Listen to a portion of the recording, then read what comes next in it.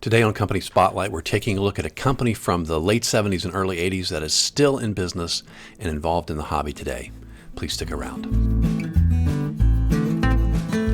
I'm AZ Mountaineer. This is our channel, Old School Rules, a place for everyone that loves classic RPGs and anyone who'd like to learn more about them.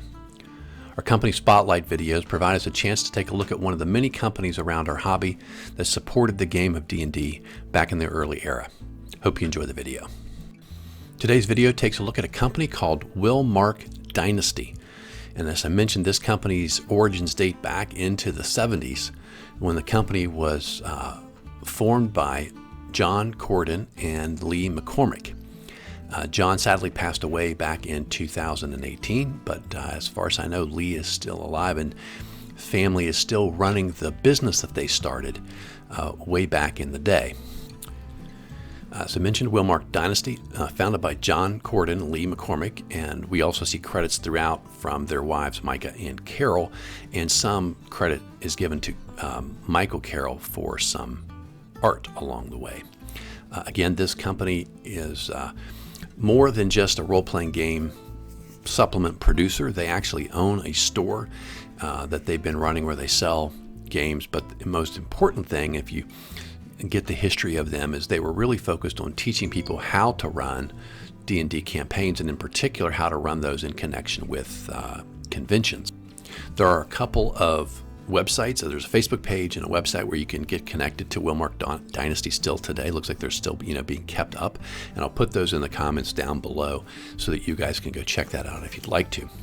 The way I came to know Wilmark Dynasty, though, was through their gaming products, and those first get published in 1980. This first one is called Roomscapes, and it's just a design for indoor adventures. And this is sort of a supplement that a D&D Games Master could use. It's just printed on regular paper. It's got these holes and little binder clips in here. And the beginning of this product has charts where it lists out things you could randomly roll up to place onto your dungeon based on the level.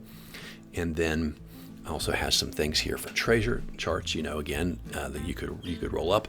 And then page after page is sort of blank like this that has a grid to draw a room, and then places for the DM to put notes about the potential encounter inside. So really, really cool item to start off there, what they produced. Now, if you're a collector, I will tell you that most of these things have first and second printings. That's the first printing. I don't think, at least I've never seen a second printing for Roomscape, but most of these things that come out the first year in 1980 have second printings, and I'll try to show you what those look like.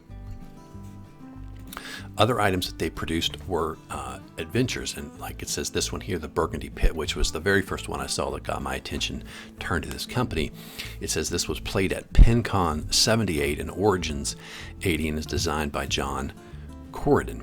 Again, this is what the first print looks like. Then they had one called the Lake of Parody from DCon 80, Origins 80, and that's by John Corradin.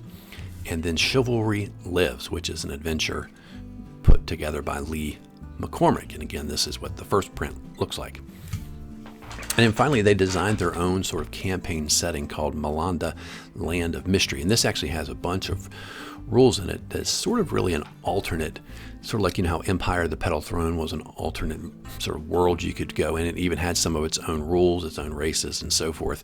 Malandi is very similar to that. It's a complete departure from D&D in terms of having its own unique set of rules with different races, different sort of a skill system, etc.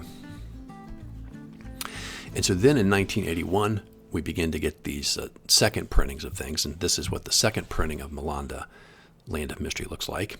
Here's the second printing of the Burgundy Pit, second printing of the Lake of Parody, and then the second printing for Chivalry Lives has this blue cover on it. And all these, are just regular sized, module sized adventures printed with a heavy stock cover.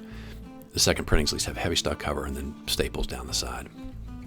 And there's one called Journey to the Center of the Circle. This is a new one that came out. This is Michaela Corradin did this one. And then we have Escape from Shadowland by John Corradin. And finally, the last one is called The Vampire's Mirror.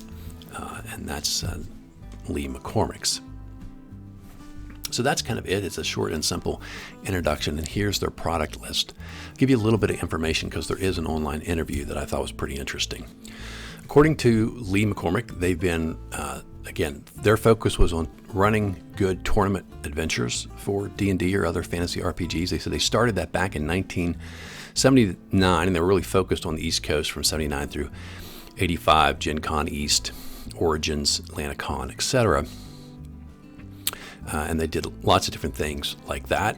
And again, they came out with these various products that they ran really at the conventions, but then later decided to create published modules that people could buy.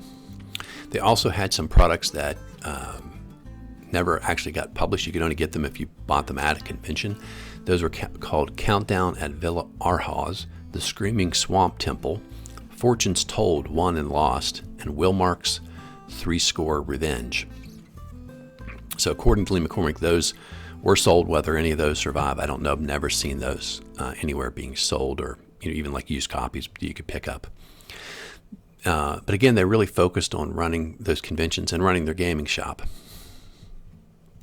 So that's the primary thing that they did, and that's actually how I got the copies I had. Was I found on their website you could actually buy these old adventures still in shrink wrap from them. Since that time, I'm aware that another hobbyist has basically gone to them and bought out their entire back stock, and he's selling those off on eBay, I think, or other sales sites from time to time. You can pretty much pick up a copy if you want one. Some other items that they had mentioned in one of these books that no one, to my knowledge, has ever seen printed: Emphasis Role-Playing, Charts and Dice Do Not a GM Make, In Search of Starfax, The Temple of Gold, The Impenetrable Forest, and again, Fortunes Told, Won and Lost. Again, so I'm getting this information from an interview and discussion on a website called Tome of Treasures, which I'll mention at the end of the video, which is a fantastic resource for a lot of historical information about the hobby. So again, I think a really great example of the ingenuity and creativity out there early days of the hobby. As I mentioned, they have a website here, and again, the link will be in the comments. For the Wilmark Dynasty, they list their upcoming activities here. One of which is RelaxiCon 26, so that'll be in April, and these are over on the East Coast if you're interested in that. If you want to learn more about this company and others like it, I have a few suggestions for you. There's a great book called Heroic Worlds that lists all kinds of products that were published. You get information about the product and the companies, a little bit of information about the companies in there. The Asayam website, and particularly in the forums, often talk about these third-party publishers.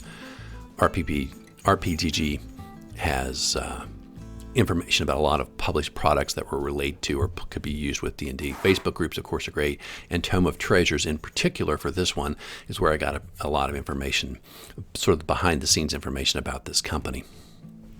That's our look at this company called Wilmark Dynasty. If you're someone who likes to collect sort of third-party products for D&D from that early golden era, I highly commend this to you to take a look at it. It's lots of fun, and like I said, most of the adventures are readily available, especially the ones that came in that second print era, or some of which were published for the first time in that 1981 time period. Hope you enjoyed today's video. Hope you're having a great afternoon, and until next time, my friends, keep rolling 20s.